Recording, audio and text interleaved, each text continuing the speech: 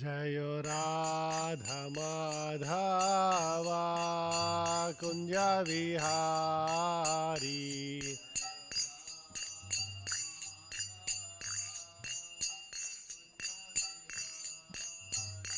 जयो राधा माधवा कुंज विहारी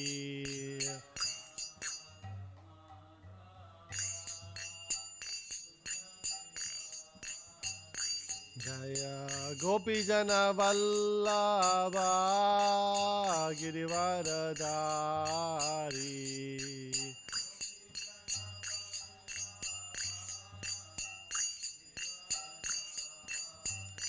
जय गोपीजन वल्लभा गिरिवरधारी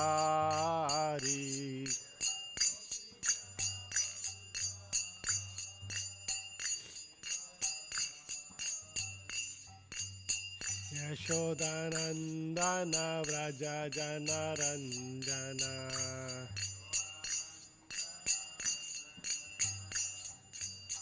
यशोदानंदन व्रज जनरंजन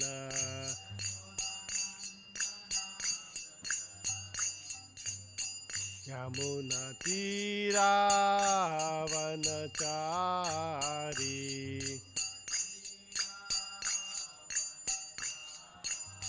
यमुना तीरावनचारी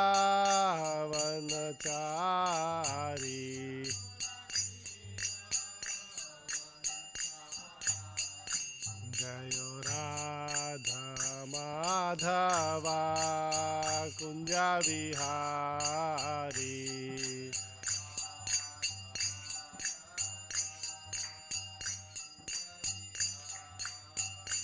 जयो कृष्ण बलराम जयो कृष्ण बलराम कृष्ण बलराम जयो कृष्ण बलराम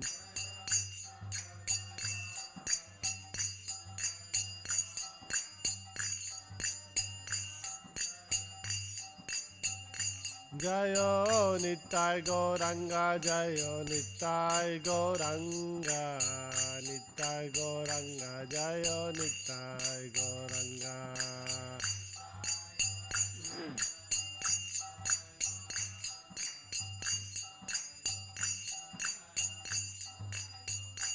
जयो जय प्रभुपाद प्रभुपाद प्रभुपाद जयो जय Prabhupada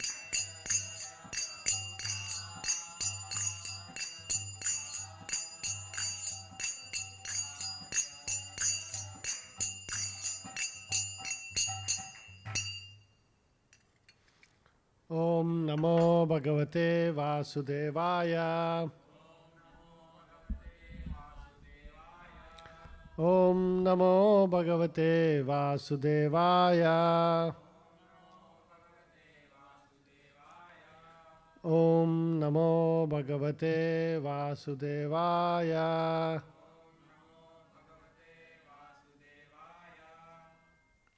Reading from Srimad Bhagavatam, 10th canto, 5th chapter, text number 18.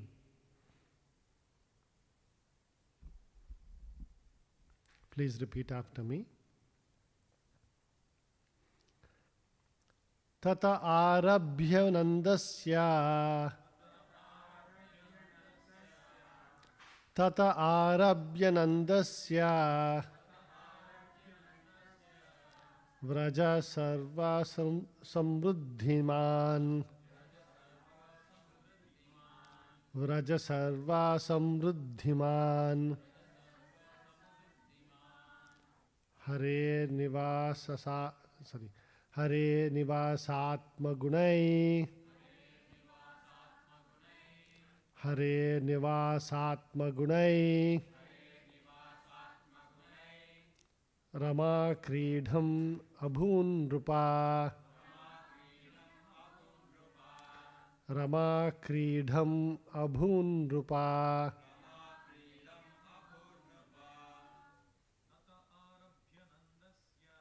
Tata arabhya nandasya Vraja sarva samruddhiman.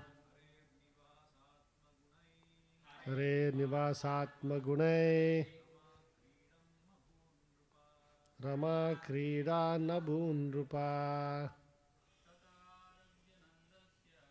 Tata arabhya nandasya.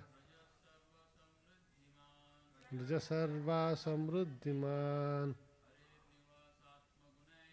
Hare nivasatma gunai.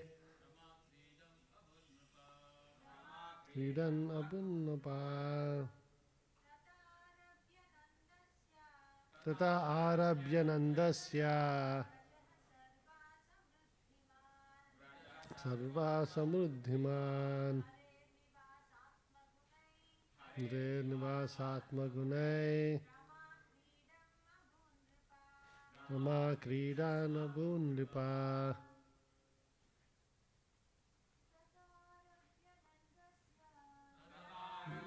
Nandasya. Sarva samruddhiman. Hare nivasatma gunai. Rama kridan abhunrupa. Word to word translation. Tataha arabhya. Beginning from that time. Nandasya. Of Maharaj Nanda. Vrajaha. Vrajabhumi, the land for protecting and breeding cows. Sarva Samruddhiman, became opulent with all kinds of riches. Hare Nivasa, of the residence of the Supreme Personality of Godhead. Atma Gunaihi, by the transcendental qualities.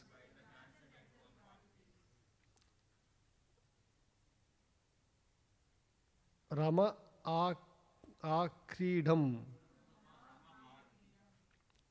the place of pastimes for the goddess of fortune. Abhut, became. Rupa, O King Maharaj Parikshit. Translation and purport by His Divine Grace A.C. Bhakti Vedanta Swami Srila Prabhupada. Translation. O Maharaj Parikshit, the home of Nanda Maharaj, is eternally the abode of the Supreme Personality of Godhead, and His transcendental qualities, and is therefore always naturally endowed with the opulence of all wealth. Yet, beginning from Lord Krishna's appearance there, it became the place for the pastimes of the goddess of fortune. Purport. As stated in the Brahma Samhita 5.29, Lakshmi Sahasra Shata Sambrama Sevyamanam Govindam Adi Purusham Tamaham Bhajami. The abode of Krishna is always served by hundreds and thousands of goddess of fortune. Wherever Krishna goes, the goddess of fortune naturally resides with him. The chief of the goddesses of fortune is Srimati Radharani. Therefore, Krishna's appearance in the land of Vraja indicated that the chief goddess of fortune, Radharani, would also appear there very soon. Nanda Maharaja's abode was already opulent, and since Krishna had appeared, it would be opulent in all respects. Thus ends the Bhaktivedanta purport. Om Ajnana Timirandasya Jnananjana Shalakaya Chakshuram Militam Yenam Tasmai Shri Guruve Namaha Nama Om Vishnupadaya Krishna Prestaya Bhutale Srimate Bhakti Vedanta Swamin iti namine Namaste Saraswate Deve Gauravani Pracharine Nirvisesha Shunyavad Pasyata Deshatarine Jai Shri Krishna Chaitanya Prabhu Nityananda Shri Advaita Gadadhara Shivasadi Gauravaktarunda Hare Krishna Krishna Krishna Hare Hare Hare Rama Rama Rama Hare Hare. O Maharaj Parikshit, the home of Nanda Maharaj is eternally the abode of the Supreme Personality of Godhead and His transcendental qualities, and is therefore always naturally endowed with the opulence of all wealth. Yet, beginning from Lord Krishna's appearance there, it became the place for the pastimes of the goddess of fortune. So we see here description of Lord Krishna's appearance and how the appearance of the Lord enhance the already opulent situation. Right? Nanda Maharaj's house was already, because he is the father of Krishna, he is endowed with all opulences. But when Krishna personally appeared, the chief of the goddess of fortune, Radharani, now was personally involved. So Radharani's position in our spiritual lives is very special. Right? And so when we install Krishna in our hearts, then Radharani also comes to help us in our spiritual journey. There is there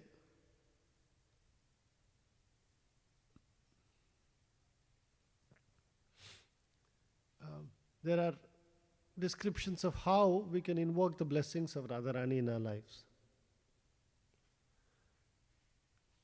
Especially as devotees, what are the activities that we do? What is the consciousness we should have that would get us under the shelter of Radharani? So what are the alternatives? In this material world, you have to be either under the shelter of Maya or you have to be under the shelter of Radharani. Right? The internal potency of the Lord or the external potency of the Lord. There is no choice.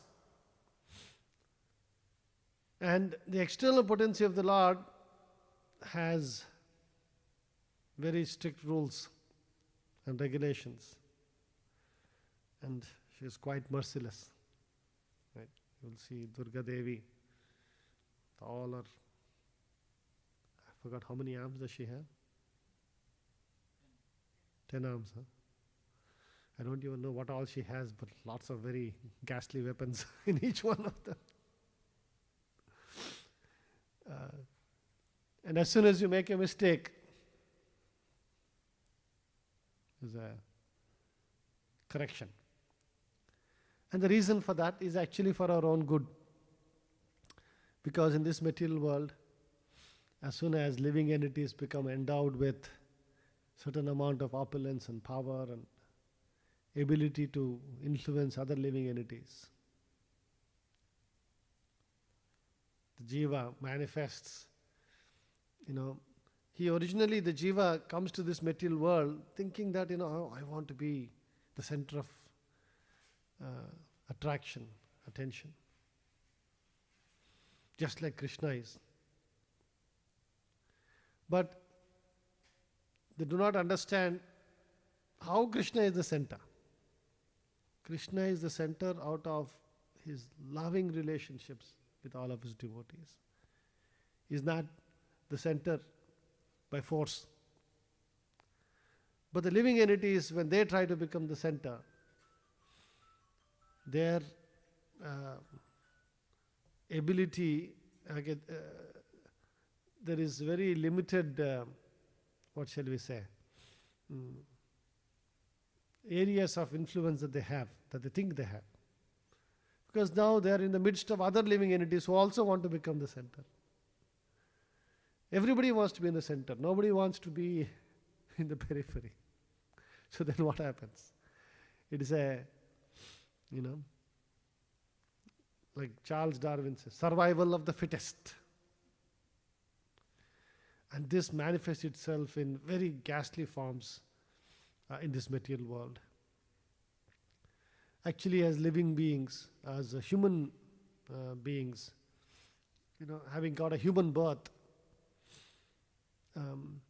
that too, most of us are fortunate to be in pretty decent situations, especially as devotees here.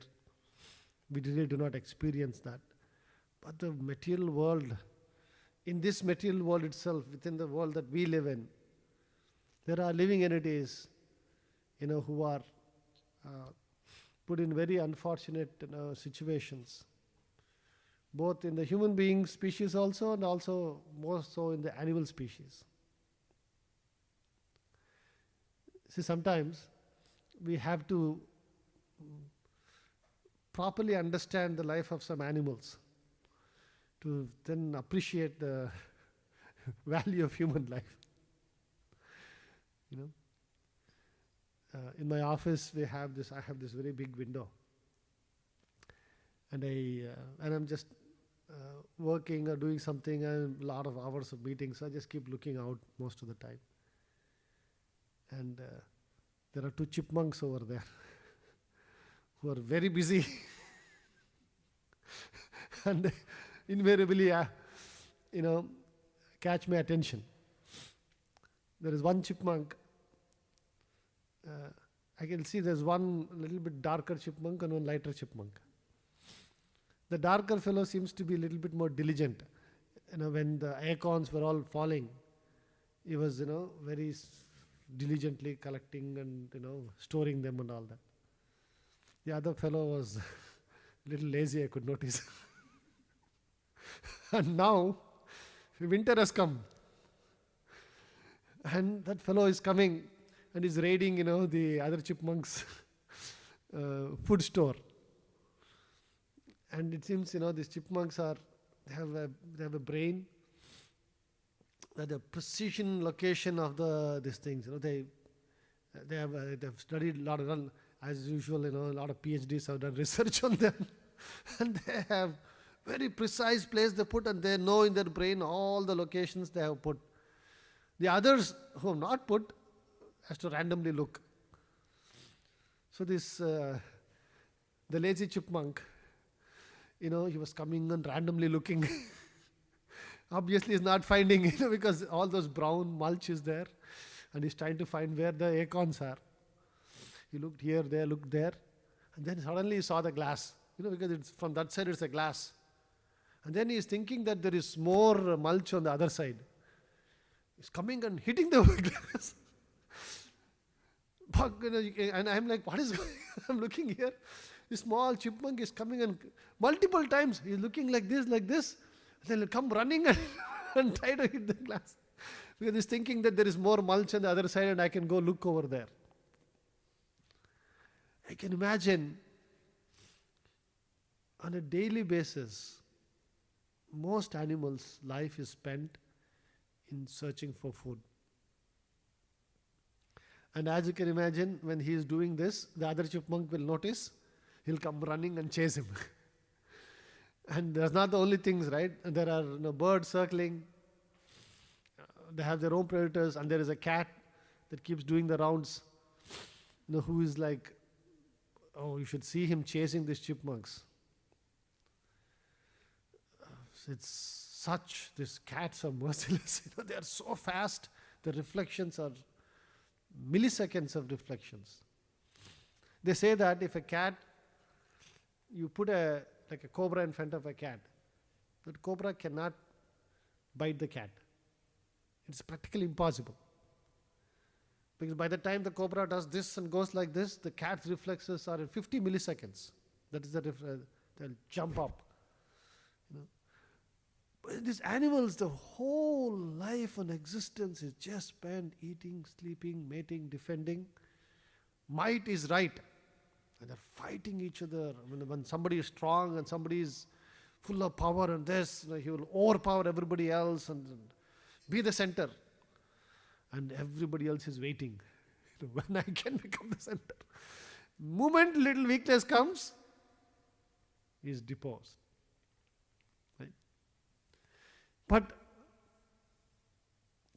this is not what a living entity is supposed to experience.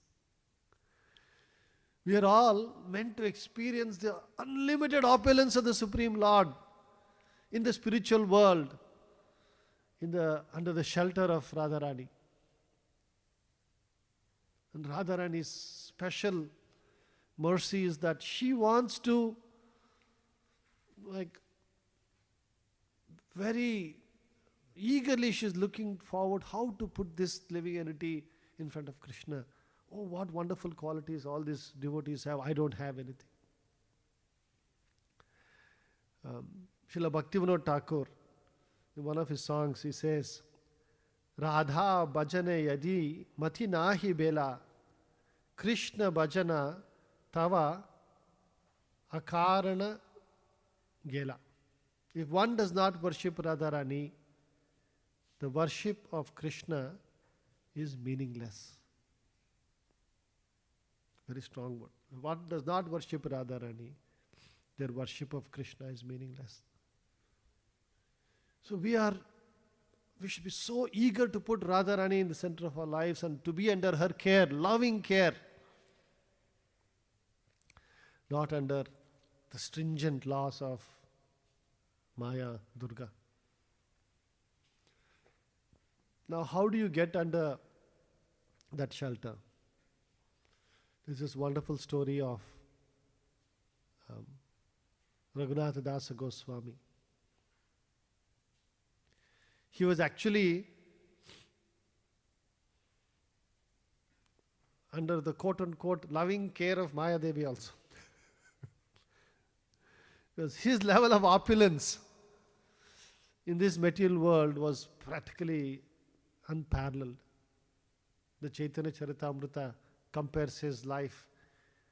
Who does he compare to? Anybody remembers? Indra. Indra's opulence is compared. He was the only son, and his uncle also didn't have any children. And they were the richest zamindars in Bengal, which was the richest state in India, which was the richest country in the world. In the 1500s, Bengal was like the Manhattan of the world today. Highest concentration of billionaires is in the Manhattan region. So like that, the highest concentration of richest people was in Bengal. If you read historical these things, see nowadays Bengal is like nobody cares about Bengal, right? It's not an important state. We don't understand, like hundreds of years ago, how opulent that state was. Even though Delhi used to be the capital and all, that was back in the thousands of years ago. We're talking about this Krishna's time and Yudhishthira Maharaj and all that. In the recent history, it was the whole India was concentrated around Bengal, actually. So Raghunath Das Goswami had such opulence, and he had such a beautiful wife that she was compared to the goddess of fortune. But he was yearning to be under the care of Chaitanya Mahaprabhu, running away from the house all the time. And you know the whole story of how he finally escapes in the dead of the night, just walks through the thick jungles. He doesn't want to go through the normal route, because if he goes through the normal route, his father will send, servants to catch him and take him back. And then when he reaches Chaitanya Mahaprabhu, there's a very interesting conversation that happens between Chaitanya Mahaprabhu and Raghunatha Dasa Goswami that I want to read some of the verses.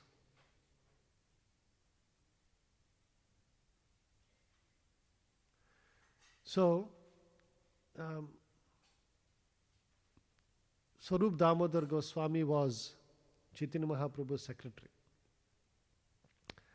And so, I'll read from the Antilila, 6th chapter, text 231. The next day, Swarupa Damodara Goswami submitted to Lord Sri Chaitanya Mahaprabhu. Raghunatha Dasa has this to say at your lotus feet.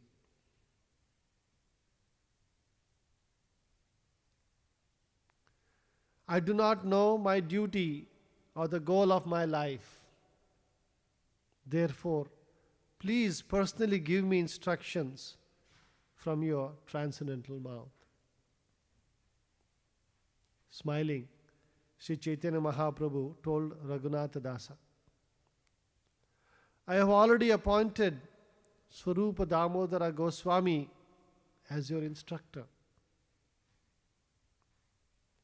You may learn from him what your duty is and how to discharge it. I do not know as much as he. This is Chaitanya Mahaprabhu's, He's saying, I don't know much. He knows. Please learn from him. Nevertheless, if you want to take instructions from me with faith and love, you may ascertain your duties from the following words. It's a very nice verse. One verse I'll read in Bengali. Gramya katha na sunibe, Gramya varta na kahibe.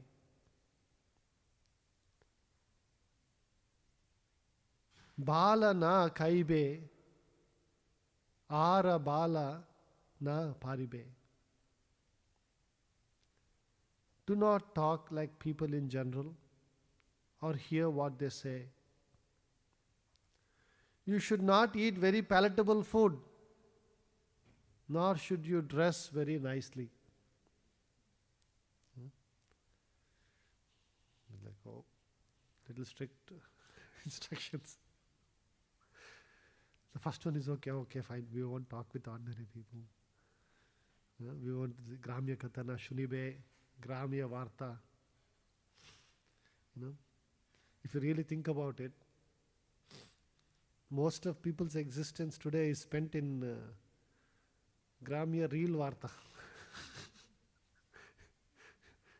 Not even long form, short reels.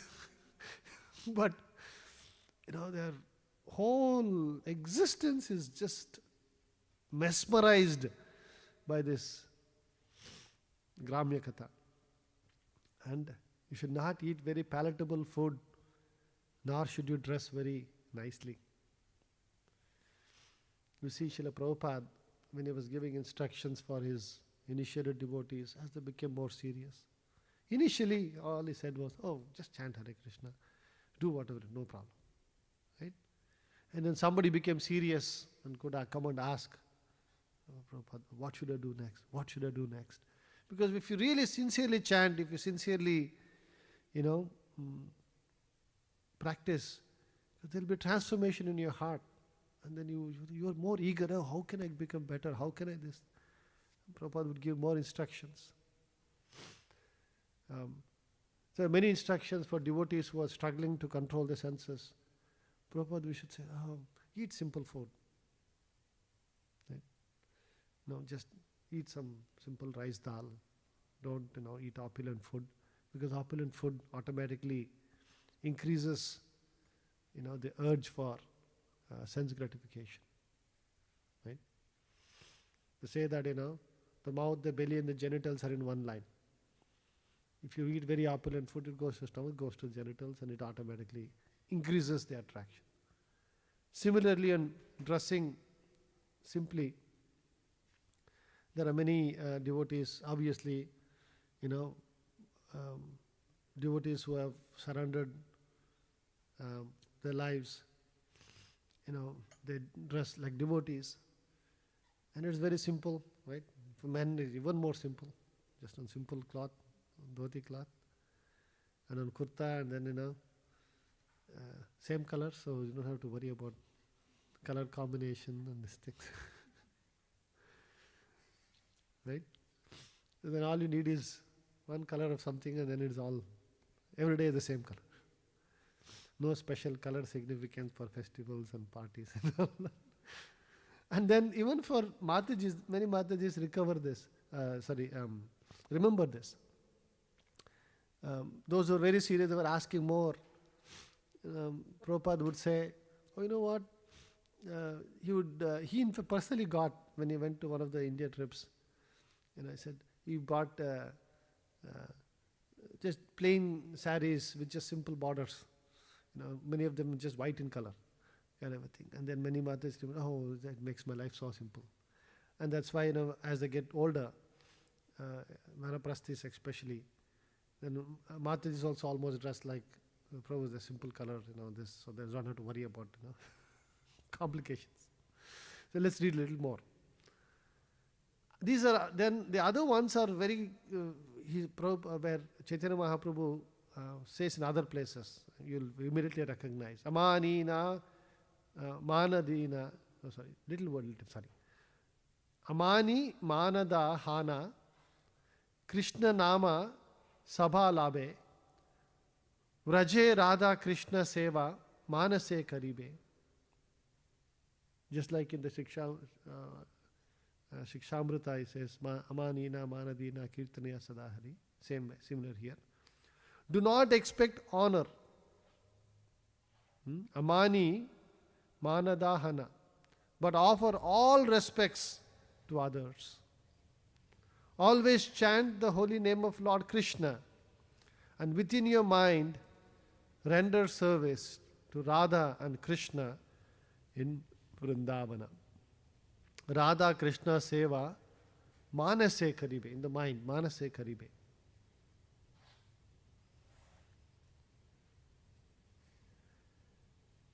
That is, E ati sankshepe ami kalun upadesha swarupena thani ihara paibe vishesha. I have briefly given you my instructions. Now you will get all details about them from Swarupa Damodara. So we see here Chaitanya Mahaprabhu, he says, no, get the details there. But if you want me to tell you very succinctly what you should do as your duty, imagine this is Chaitanya Mahaprabhu, and he is telling to his Raghunath Dasa Goswami, one of his most ardent disciples. And unlike his instructions to Sanatana Goswami, Rupa Goswami, which was very long and many days, simple, practically 2 verses, and he's summarizing the essence of spiritual life itself. Right? Anybody remembers what are the things he says?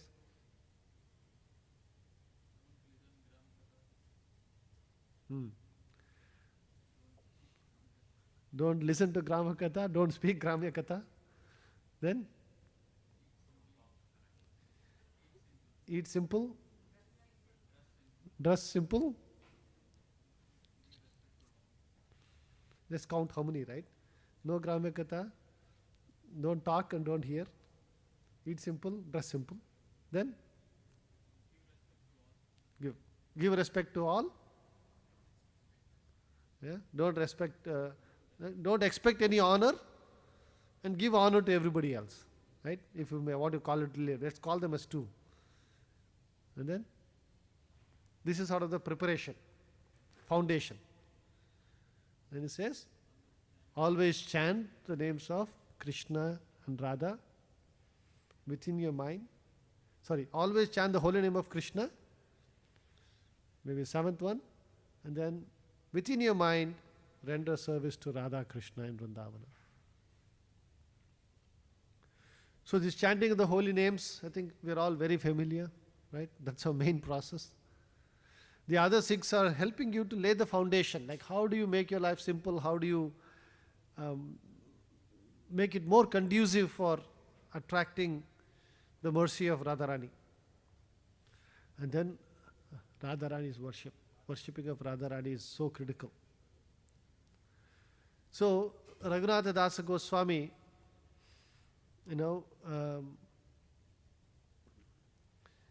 he very, very fervently cultivated this under the guidance of Swarupa Damodara Goswami, and he became obviously a very exalted devotee who was a great example to live by. After he got this instruction, he started, doing what is called as Madhukari. Right? He would go and collect leftovers. In his particular case, there is a description of how he would go, in those days, they would eat in clay, earthen pots, right? And after you finish eating, because it's biodegradable, right? There would be a place where they would throw, what is. So he would go and collect foodstuffs that was thrown like that, and then dry them in the sun, and that's what he would honor. I can imagine the level of austerity. And this is near the temple, Jagannath's Mahaprasadam. That Mahaprasadam that's thrown, he would take that and he would collect and dry that and eat. Very, very austere, these things. For a person who comes from so much of opulence, so much of, this thing, you can clearly see his level of detachment from this world. And in his writings, one of his writings is what is called as Vilapa Kusumanjali. There, he expresses his longing for Radharani's mercy. A very famous verse. It goes like this. Asha barair amrita sindhu mayehi katanchit kalo mayati gamita kilasham pratamhi tvam chet krupam mai vidhasyasi naiva kimme pranay vrajema cha varoru bakarinapi. O large-eyed Srimati Radharani, my life is filled with unlimited hope for the nectar of your mercy. If you do not show your compassion to me, what will be the use of my life, or even residence in Vrindavana, or even the service of Sri Krishna?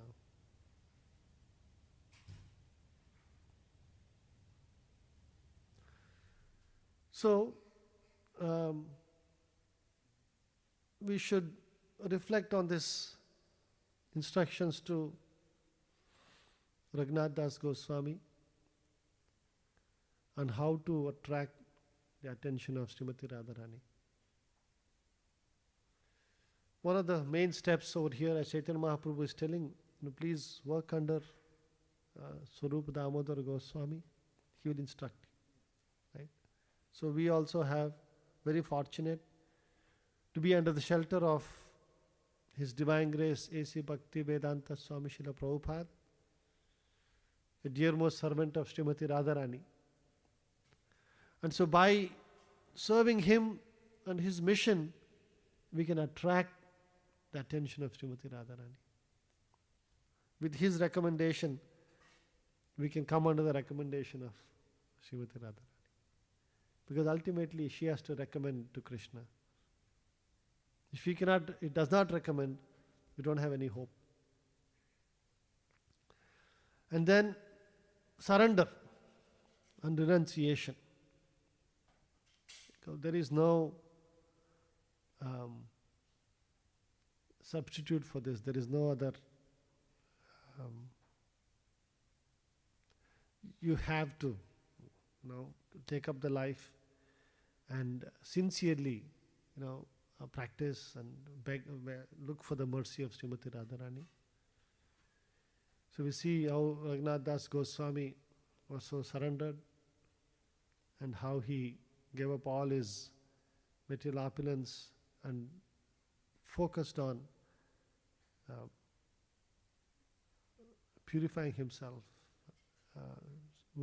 serving under Sarupa Damodar Goswami, and very eagerly looking forward to the mercy of Srimati Radharani. If you have that mood, if you have that constant this thing, oh Radharani, please guide me, oh Radharani, just make me an instrument in your hands to serve your lordships, and see every aspect of our life as a guidance from Srimati Radharani, then we can completely transform our existence. As devotees, we have to do so many things, but those activities have to be done in proper consciousness. And the consciousness is, how can I become an servant of the servant of the servants of Srimati Radharani? How can I attract her attention? How can I get her blessings so that my life becomes sublime? So we see here in this verse,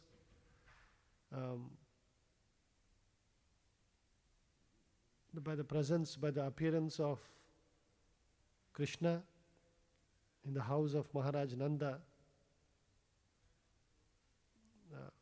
this became the playground of the goddess of fortune. Foremost of the goddesses of fortune is Srimati Radharani. We'll stop here. We'll see if anybody has any questions or comments. We have a minute.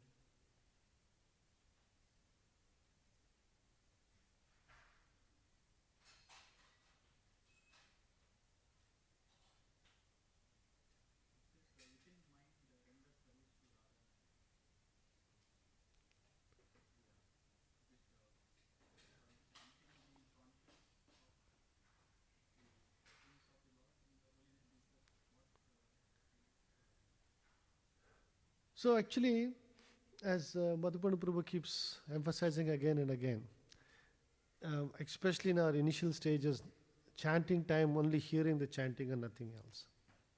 We shouldn't be thinking of Radharani and Krishna and pastimes, because we are not capable of this thing. At a sufficiently elevated time, it will naturally manifest itself. But what I think is being specifically called about here is that one should render service. Now we see many times in the Shastras that serving in the mind is actually non-different from physically serving. You see many devotees, just because, see, think about this, your physical body might be a limitation, your physical surroundings might be a limitation. You may not have very opulent ways to serve and all that. But the devotees who would see, like if you remember, there was a Brahmana who was, cooking and saying, oh, I don't have the ingredient, but let me cook for you and this, and very diligently is cooking and this. And then when he's, trying to see if, it's ready or not, it burns him. And then he sees his actual hand would have been burnt, right? So similarly, when we are, the whole this thing is how to be constantly engaged. Not that doesn't mean that you should go sleep nicely and in my dream I will being awake and you can still think this thing. For our Kali Yuga mind body systems, it is obviously so much better to physically engage in the service of Radha and Krishna, because most likely otherwise we'll just go to sleep. But that's the idea. The idea is to constantly think, and my takeaway from this was specifically eagerly looking for the mercy of Srimati Radharani. That particular emphasis of getting Radharani's mercy and being under shelter is very central to our spiritual practices. Yeah, we'll stop here. Grantraj Srimad Bhagavatam ki, Jai Srila Prabhupada ki, Bol Premanande.